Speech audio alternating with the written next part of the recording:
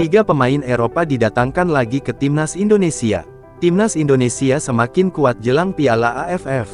Pelatih timnas Indonesia, Shin Tae-yong, bisa bernapas lega setelah skuadnya makin lengkap jelang Piala AFF 2022. Seperti diketahui, saat ini timnas Indonesia sedang menjalani pemusatan latihan di Bali.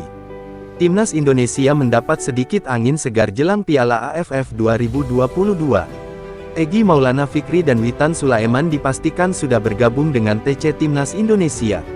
Witan Sulaiman dan Egy Maulana Fikri memang menjadi dua dari tiga pemain yang terlambat gabung TC Timnas Indonesia.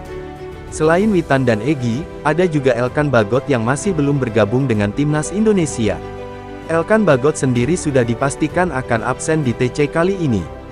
Bek berusia 20 tahun itu baru akan bergabung ke Timnas Indonesia saat babak semifinal Piala AFF 2022 nanti.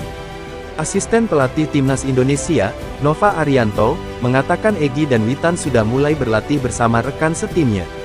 Juru taktik berusia 52 tahun itu pun menyiapkan program khusus untuk meningkatkan fisik Mark Klok DKK. Shin Tae-yong terus menggembleng para pemain Timnas Indonesia dengan latihan fisik 2 kali sehari.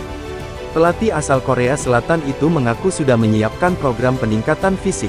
Jadi saya memang sedang berusaha untuk membuat penguatan dasar, ungkap Shin Tae-yong, karena dengan kompetisi berhenti jadi semua pemain hampir sama kondisinya, ungkapnya.